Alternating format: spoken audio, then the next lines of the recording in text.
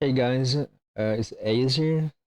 Today, making this video, want to talk about the current season 5 war meta, and primarily want to talk about the what I think is the best army roster, and what I want to talk about Kill Squad, how to play Kill Squad too, and because it have changed a lot since last meta, season 4 meta, it have been changed a lot for the Kill Squad. And without further ado, let's get started, right? So this is what I think is the best army roster right now. Starting with group one, it's gonna be one AoE healer, one group healer, one sword and shield IG, one flail IG, and one bruiser. Right at that point, their whole job is just staying on point, applying point pressure. Same thing with group two. Is one of your point group. It's one group healer, two bruiser, one VGIG, one fire stuff IG as a quad DPS. If you don't have a lot of fire stuff in your army, you can switch this out to another VGIG. So another person on point, which is applying more point pressure too. Yeah. And then group three is one of your top quad groups. I put them on top right side. It's gonna be one group healer, two bruiser, one VGIG, and one medium spear. Alright, this is the top right group. So this medium spear, guys, is gonna be the specialty on the weak side, on fire or top right side, because let's say this is the spear guy, medium spear, because they can always get off the top right side to plus one enemy group 7, which is enemy weak side grouped, and help your group 7 to win this fight right here, or they can get up to the road and disrupt the healer. They also can come in when crashes the core to give a little burst on the point or pick up whoever is low target that's coming out of the point, right? So this medium spear guy, I call it quad disruptor. They can flex 3 ways. You just have to play smart about it. And if you play it right, you can have a very huge impact on the top right side or right side of the point. Okay? That will be the group 3. Group 4 is one of your top quad group 2. There will be I place them on top left side. And the group composition is one group healer, two bruiser, one VGIG, and one fire stuff IG as your quad DPS. Alright? And the whole job of group 4 is to play live. You just want to play live at this upper bonsai, aka living hell side, aka the floor is lava side. All you have to do is just play live over here together with group 6 and 8. You time to time need to push out of point to help group 8 if they're losing the fight. But majority, you just want to hold this line right here. Hold this line right here. Hold the pressure on top right side, I mean top left side. And just surviving in here, this living hell here, alright? Let your quad DPS do all the job for you and help you clean up a little better. But you just have to play live on the upper bound side, okay? Moving on is group 5, which is one of your bomb quad groups. The group composition is one group healer, two bruiser, one VGIG, and one fire stuff IG as your quad DPS. Alright, and your whole job is secure the bomb right side of the point, and then you push up. You want to secure this bomb right side first, and then you either look to upper bound. If your upper bound is losing really hard, then you have to move toward to the left side to become an upper bound group and just holding off this guy right here. All you want to do is you open up this pocket right here for your healer and your fire stuff to step onto point, so your point starts spinning. All you have That's all you have to do. You have to secure the bomb left side first. Then you either look to help upper bonsai or you want to push up. Right? You push up or you push to upper bond side, you open up this little pocket right here for your healer to stand on the point. They can step onto point at bottom right side. Then it help with the point spin. But you gotta win this fight here first. If you're not winning, then I don't know what to tell you, because this is very easy players to win. Once you win this and secure this spot right here, this quadrant right here, either push up or help our bond. Okay, that's entire group 5 job. Moving on to group 6, another bottom quad group. It's 1 group healer, 2 bruiser, 1 VG and 1 fire stuff ING as your quad DPS. Same thing when you get assigned to bottom left side, upper bond side, strong side, or whatever, living hell side, the floor is lava side.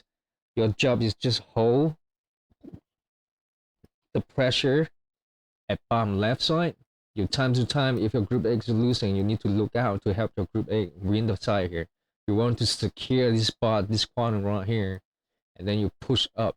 You want to open up this pocket right here for your healer to stand. And you want to hold the lines at the midpoint so the enemy team cannot wrap behind your healer pocket. So you generally want to win this fight at upper bond, help your group A if you can, and then you guys all push up and open up this healer pocket for a healer to stand. Right? You want to your healer. This is your healer. Let's say this is your quad DPS. If the bottom of the point is open up, they can step on the point and to help start spinning the point. The more you spin the point, the faster you spin the point, the more point pressure you have. Then the enemy team have to call their crashes, and then you can play with the counter crashes. If you don't know yet, counter crashes is always better than calling crashes, because when you counter crash, the enemy team just crash you, and then they have no cooldown, they have maybe no clean spot for your counter crashes, right? And then you can dog them after you counter crash them. Instead of playing crashes, after you crash, you have to get out immediately, because the enemy team see that you guys so clumped up, they're gonna call the counter crashes, and then you have no clean spot, maybe you have no any kind of part or ability to to play for your life. So counter crashes is always better than crashing. To force the enemy team to crash on you, you need to have point pressure. And the point pressure is coming from your quad group pushing up. Open up this healer pocket and let your backline, your healer, your quad DPS to stand, right? Because when you push up, the healer is gonna stay on the road. They only have their quad group on the point. But you have your quad group and your healer on the point. You're gonna have so much more point take than the other team. Alright? And moving on to group 7, your weak side bonfire group is gonna have 1 group healer, 2 sword and shield, 1 medium spear. You can play either finishing spear, you can play sin spear, you can play great sword spear, you can play great sword hatchet. I prefer spear myself because spear debuff, like all that range, is just helping the army so much. But you can play great sword hatchet too if you want to. Whatever fits you, whatever you feel, you can play the best, alright? And 1 fire stuff RNG. And this group right here, majorly their job is just holding line. You want to hold the line here. There's like a line somewhere around here, right? You want to hold this line right here to stop the enemy team to wrap behind your healer pocket. And whenever you win the fight here, if let's say the group 3 disruptor come up and help you guys, and you guys win the fight at weak side, you have to send your 2 SWAT and shield guys into the enemy road. You have to send them into enemy road. Do not cross over to the upper bond. You just send them into enemy road, because when you cross over to upper bond, that forces your healer to step onto the road to try to heal you guys. Right? You put your healer in a very dangerous zone, because anytime this fire stuff, a lot of the enemy, let's say this is enemy fire stuff, the fire stuff, you push them, they either pull back or they pull to upper bond, right? If they pull back and you send here, your healer standing right here, they see your healer, they dump all the ability onto your healer, then your healer is gonna die. You do not want to push over to upper bond, you just want to push onto the road. If you win the fight, you want to push on the road, push the healer. You do not want to step over to push those fire stuff pocket. But you can definitely annoy this or disrupt this healer on the road. And both your DPS, your medium spear, and your fire stuff IG need to immediately, when you win the fight, you immediately send them looking at top right side to help out group 3. To win the top right fight, you maybe can pick 1 or 2 kills on enemy quad groups, right? And then that way you help spinning the point, right? So group 7, you want to hold the lines. Let me do this real quick. Your primary job is holding the line here, fight the enemy weak side bonfire groups, stop the wrapping, and once you win the fight, you get 1 or 2 pick. You send both your DPS to help out top right side. Look into top right side, get 1 or 2 kills to help the point spin, put pressure onto the point, and send both your disruptor into the road and disrupt healer. Right? That's primary group 7 job. Moving on to group 8. The infamous upper bond fight. Group 8, 9, 10. The infamous kill squad strong side. Living hell side. Alright, let's start with group 8 first. Group 8 is gonna be the inner lane group. The group composition I prefer is 1 group healer, 1 sword and shield. It could be a sword and shield spear, sword and shield serenity, doesn't matter. 1 medium spear, 1 VG IG, and 1 fire stuff IG. Your primary job is to meet the enemy group 8 or group 9 in this case. You want to hold them at this line over here. So just imagine there's like a line somewhere like this at the upper bond side. It's something like that. Right? So group 8 jobs, you want to hold them at this line over here. Of course, you come in with group 5 and 6, right? When you guys push, you come in with group 5 and 6 like that. And when they're secure, you need to wrap a little wider to meet the enemy group 8 group. And then you guys fight here. Just fight for your life. Do not die too much. And if you win any kind of fight or you push onto the lines, both your DPS need to start looking into point. Both your DPS need to start looking. If you win the fight here, if you secure this spot right here, this area right here, this space right here, you push to the middle of the point, which is like mid left.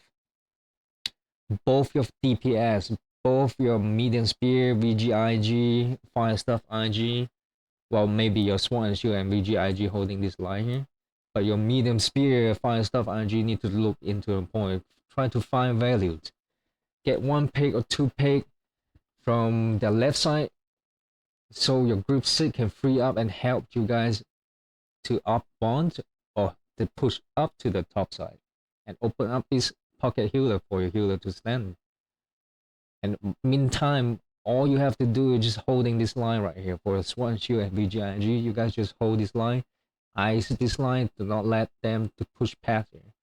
The second both your DPS is free up, start looking into the point, try to find value into the point, get pick. Alright? And if you can, of course, if you're winning hard, you guys just push up into the healer pocket. If you guys winning hard, just push up into the enemy pocket. Alright? That's group 8, primary group 8 job. Group 9, group 10. This is the infamous white fight. Middle lane and outer lane fight. Middle lane and white fight. They do pretty much the same thing. Let's start with group 9 first. Your job is wrap wide, wider than group 8 to meet enemy group 9. You want to keep the enemy group 9 busy right here so they cannot find any value inside group 8 or inside the upper bond. So you guys have to meet the enemy group 9 here. I will talk about more later how to win the 5v5 fight and stuff like that. But your primary job is you have to meet group 9, enemy group 9, and you fight them to stop them getting any kind of value into your upper bond. Same thing with group 10. You guys have to wrap wide to meet enemy group 10 to stop them fighting any value from your inner or upper bond side. Okay? And if you win your fight, let's say you kill one of the healer and one of the DPS, you need to immediately send both of your bolt looking inner.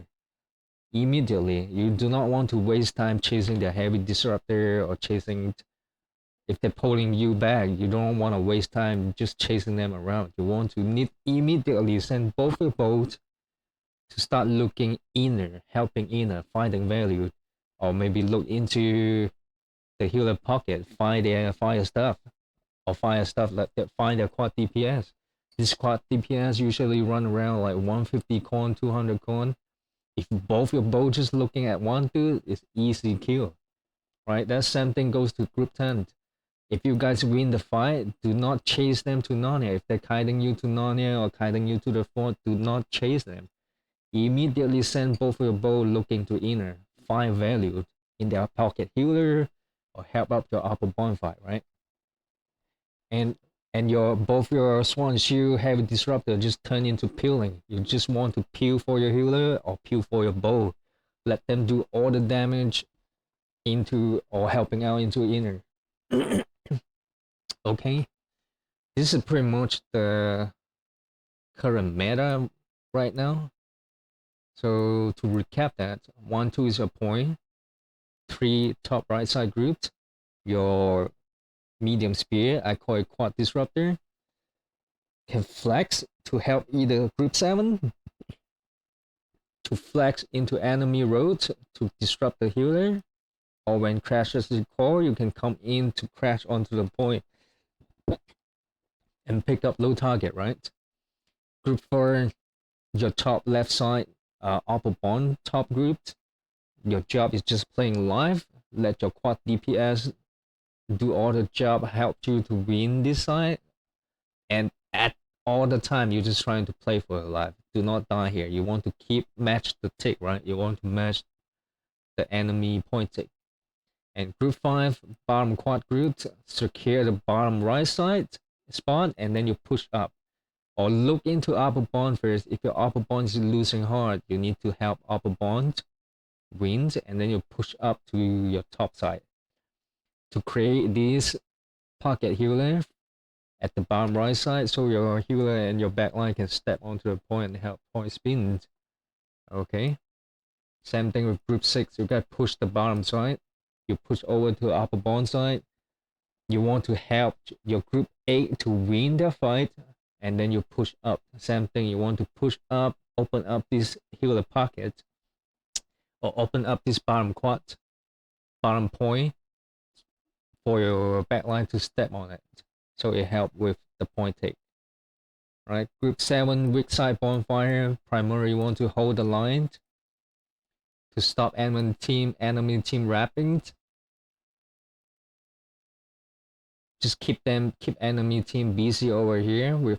If you win the fight, send both your DPS, group 7 medium spear and 5 IG, 5 stuff IG, send both your DPS into point, helping group 3 pick any kind of kill, low target kills, and your heavy disruptor can be sent onto the point.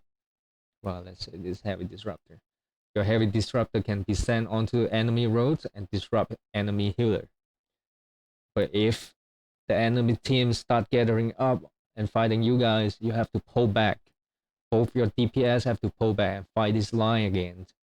to stop the enemy team wrapping to your pocket, wrapping to your healer pocket. Because they wrap into it, they push your healer out, then your point is not gonna spin, right? So it's very important for you to hold this line right here. If the enemy teams are already wrapped to your backline, you have to go back and match them. You have to go back and match them. All right. And now Group A, to recap, push with Group 5 and 6 to the bottom quad, wrap a little wider to the left side of the point, hold the lines at midpoint if you can. The second you're holding the lines, both your DPS, your medium spear and fire stuff need to start looking into point. Get some Q, pick some Q so your point starts spinning, okay? If you're really hard winning at upper bonsai, you can push up to enemy healer pocket or fire stuff. It's gonna be really hard because most of the time there's a lot of fire stuff standing right here. The enemy fire stuff. Let's see. This enemy fire stuff.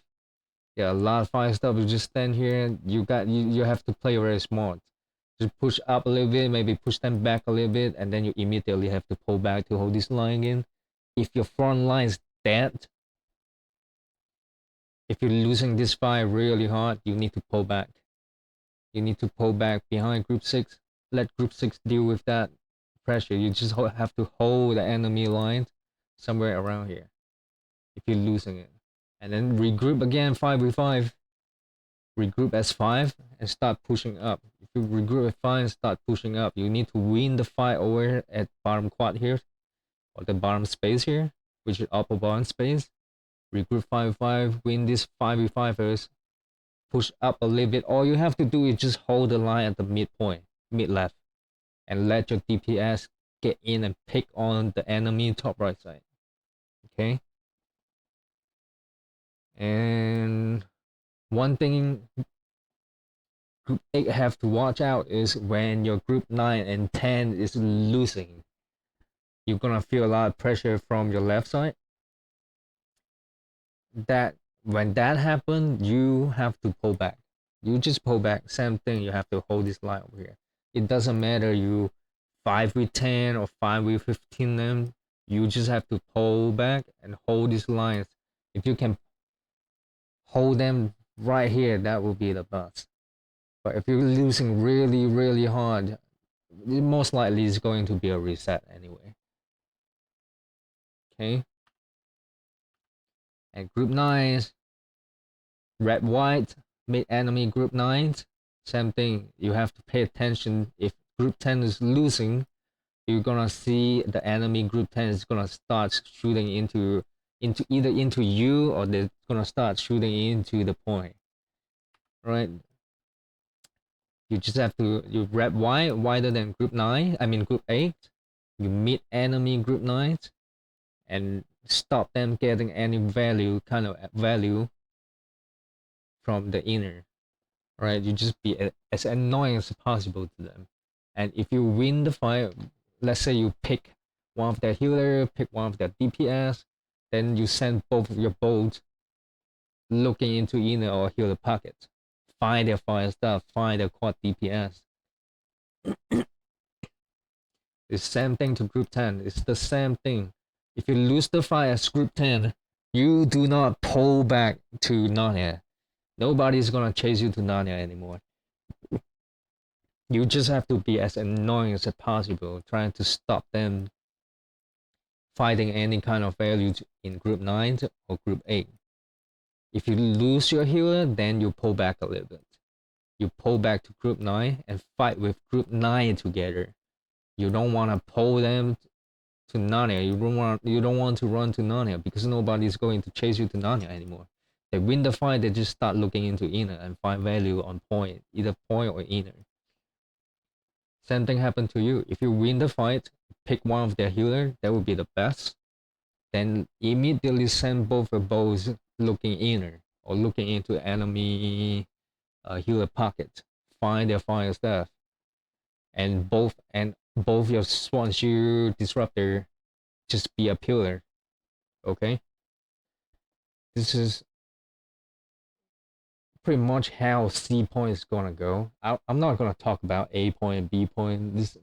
there's a lot of different things will happen at B and A, but C point is majorly people having problem to take right now.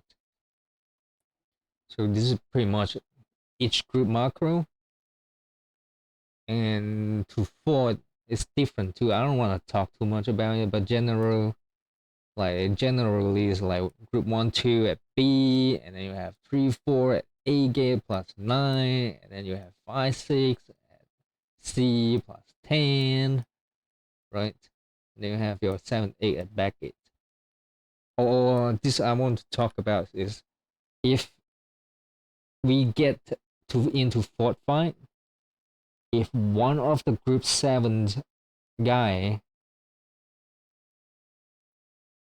like the medium spear guy, can switch to a VGIG, that would be the best. Or one of the sword and shield guys can switch to VGIG, that would be golden, because VGIG come in from the back gate, they will have a lot of control on the stage. All that ice war, all that ice storm, all that scream, yada yada, they will have a lot of control on the stage. It's gonna help your team win the back gate fight a lot easier, okay? But generally, Fort fight is something like this. You just push in, try to clean spot. If you find 6 bruiser, you clean spot, push in, push to B gate, and trying to help B get in, and then you push to top, right? Same thing, the reason you want to push to top, like 5 3 4 5 6, you want to push to top, so you open up the bottom point for your healer to step. If you all stack somewhere around here, somewhere bottomed, then your healer have to run through all this bullshit to get to hell and trying to step right here, right? Instead, if you come in from side gate, you want to push to the top. Come inside gate, push to the top. The enemy team is gonna see you. They wanna match you. That way, you will open up the bottom quad for your healer to step, right? Fort fight, this is something like that. I don't want to talk too much about it. Every company do it differently, right? Now, I want to talk before I go into the kill squad macro. I want to talk about how to win your 5v5 fight on your kill squad group. All right, especially group 9 and 10. A lot of people, I don't want to say that do it wrong, but they do it like differently. But in my opinion, generally, the best way to win a 5v5 is something like this. Okay, let me do this real quick. This is your healer. This is both your bow guys. And this is your disruptor. Okay. And this is enemy disruptor. The enemy bow guys. And this enemy life staff. Alright. Let's do it this way. And this is the Y fight. Group 9 and group 10, right? So right off the bat, you always want to have one heavy disruptor as a healer sender or healer disruptor. Preferably Swan Shield Scorpions. So they have a lot of CC to deal with the healer and stop the healer casting. And then you have one target caller or pillar. And this guy primarily want to focus their light DPS. You do not want to focus their heavy disruptor too much. You want to focus the enemy light DPS, right? You only touch this heavy disruptor only if your healer or your group needs some peeling. Other than that, you always stick on to the enemy light DPS. Reason being, if you come back to, let's say your healer sender is uh focusing on the enemy healer, and you come back to heal, you free up these 2 DPS just free casting onto you. Your whole entire group is gonna take so much more damage just because these 2 guys it's just free casting or because they're light DPS they do a lot of damage than these two heavy disruptor, right? And the worst is gonna be you come back to Pew. Let's say these 2 disruptor get on your healer. You come back to heal to Pew, and your 2 bow guys also looking at these 2 heavy disruptor. Now your healer is gonna take damage from these 2 bow plus 1 of these heavy disruptor. That's a lot of damage. Your heal if your healer is bad, he's gonna pop like a balloon. Alright?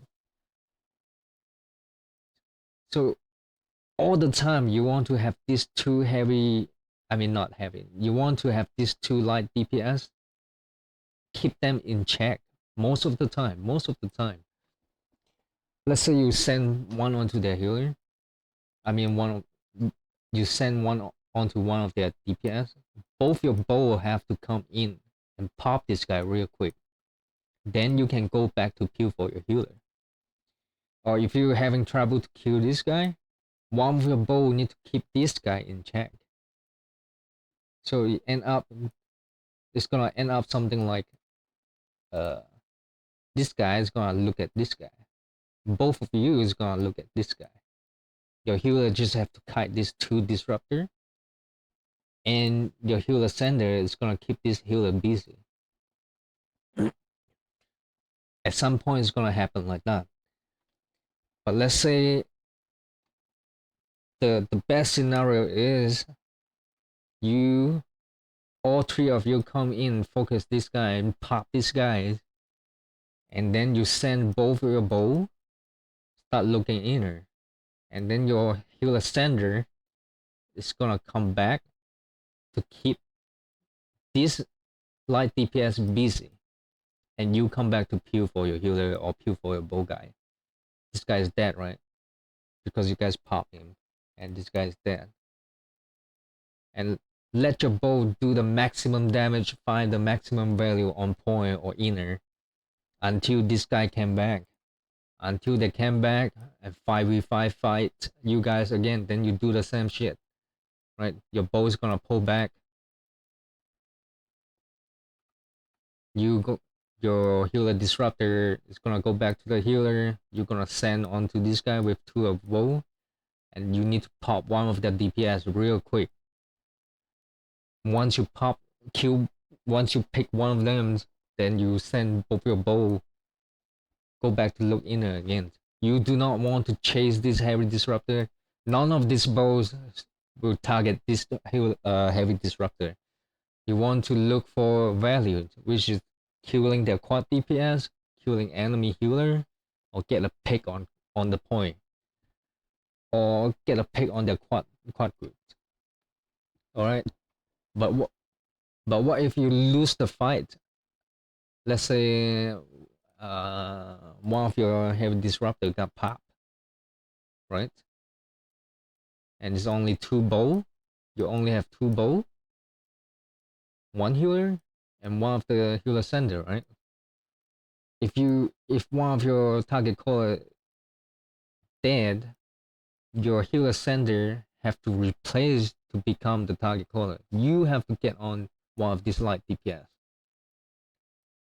You have to get on one of these light DPS. If you keep sticking on this healer, both their ranged DPS free up, plus their heavy disruptor, none of your light players is gonna survive. None of them.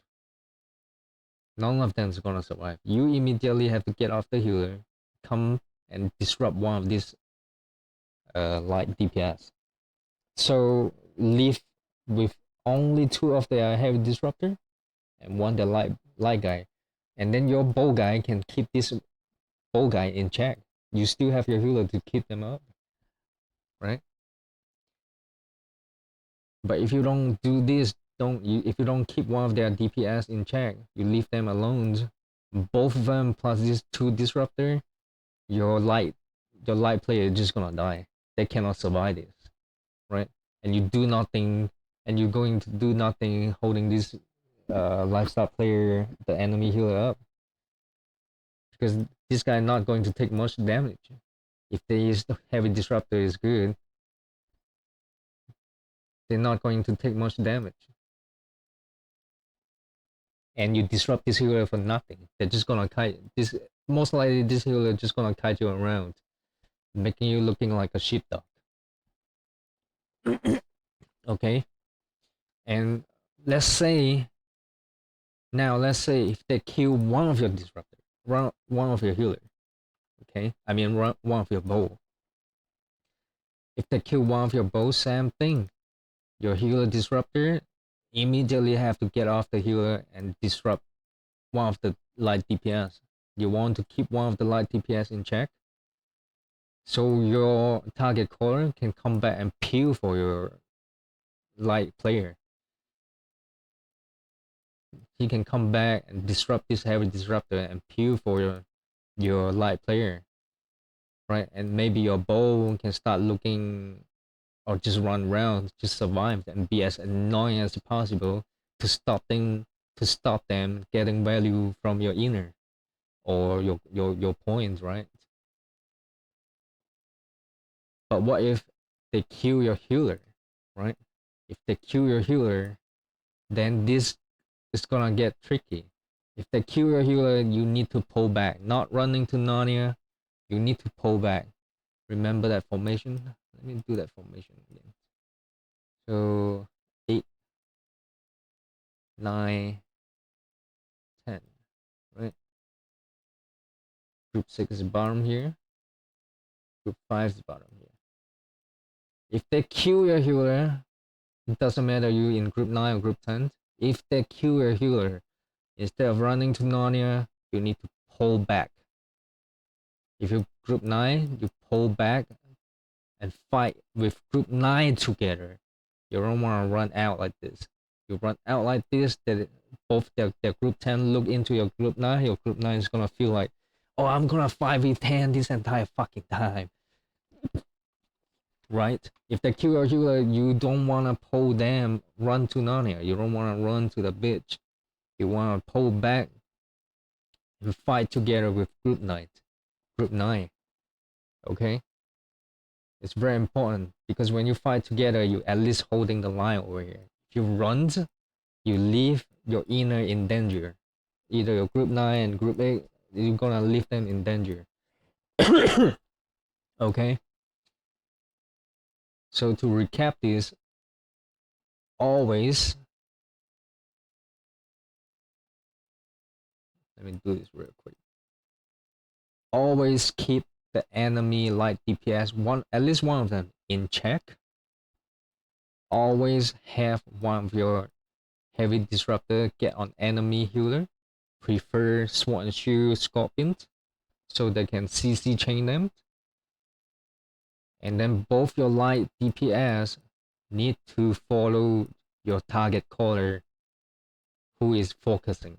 And this target caller will prioritize the target as for their light DPS first.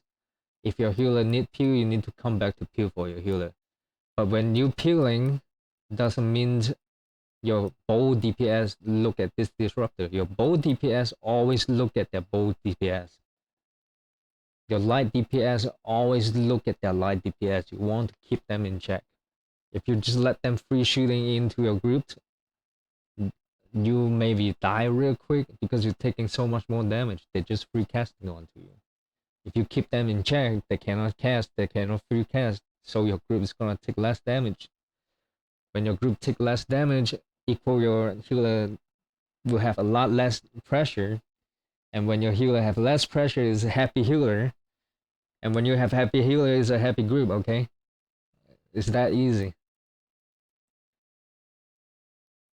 This is pretty much how you want to do in the 5v5 fight, in the white fight, group 9 and group 10. And speaking of healer disruptor, I've seen a lot of people do it wrong. Let me pull up my end game first. A lot of people will just chain CC use up all their CC cooldowns onto that healer and lock them down for like 2-3 seconds. You can do that on Scorpion, but you want to be patient with your Sword and Shield ability. You want to save your Sword and Shield ability only when the healer raise the line start and trying to cast. That's when you want to CC them. That's when you want to leap onto the healer. You don't want to leap onto the healer and then use up all your shield rush, shield bash trying to lock that healer down. You don't want to do that. Because after you use up all your abilities, CC ability, first you're not going to kill him. Secondly, you use up all your CC skill, and then the next second he's just gonna sit on your face and start casting. Right? So what you really want to do is you can Jeff the healer in, K sweep, CC them, and then you switch to your Sword and Shield and just watch what he's doing, right? Because the pressure is on him right now. You just CC the fuck out of him for like 2 seconds, and his group members' HP is low, so the pressure is on him to try to cast and heal his member, right? Let me do that real quick.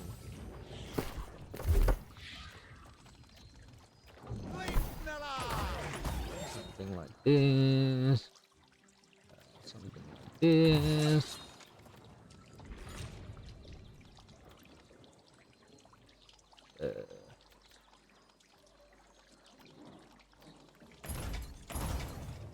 Right. So like this.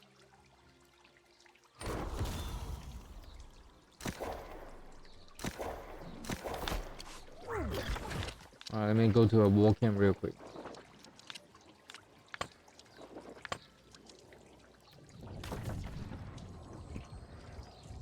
So you can Jeff the healer, do your spear combo, Jeff, cake, sweep, and then you switch to your Sword and Shield, and then you just watch what he's doing, because the pressure is on that healer. He's gonna trying to evade the chair away and trying to cast, and whenever you just W key him, you don't wanna immediately leap onto that guy. The best time to CC a healer is whenever he's trying to cast. You have to keep that in mind, right? So you can simply do like Jeff, and then you into kick, into sweep, right? And then you just switch to a Sword and Shield, you W key the healer. Just watch what he's doing. Do not rush it. Just be patient. The second he stop and raise his life stuff and trying to cast, you leap onto him and you give it a little love tap and just W key him. Watch what he's doing next. You just W key him, follow him, and whenever he stop and trying to cast Shield Rush or maybe Shield Bash, you know. And by the time you use up all 3 of your Sword and Shield cooldowns, stop him casting for 3 times, your spear cooldown is gonna come back up. And you do the same thing, you W key him. The second he stop and trying to cast, you jab, kick, sweep. And then you switch to your Sword and Shield again. You do the same shit. Just remember, the best time to CC a healer is whenever he's trying to cast.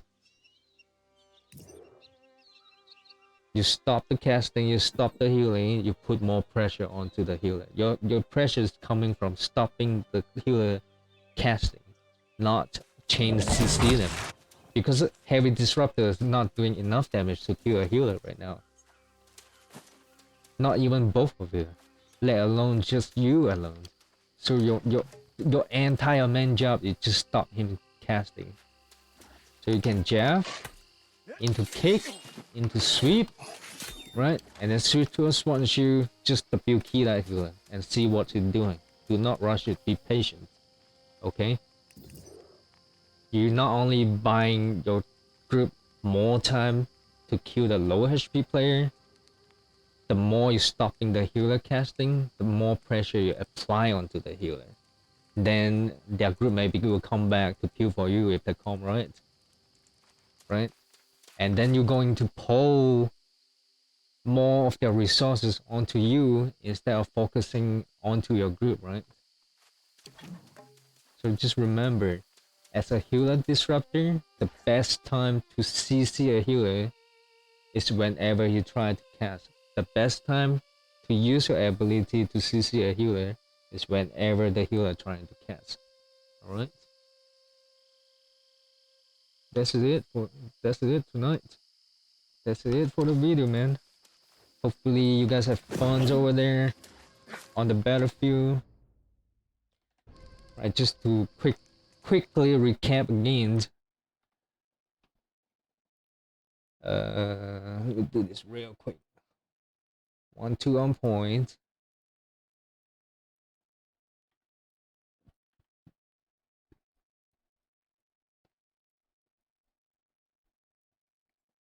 Group 3 is top right. Group 4 is top left. Group 7 is upper bound. Right? Something like this. Quickly recapped. 1-2 point teams stay on point most of the time, apply point pressure, and apply point take.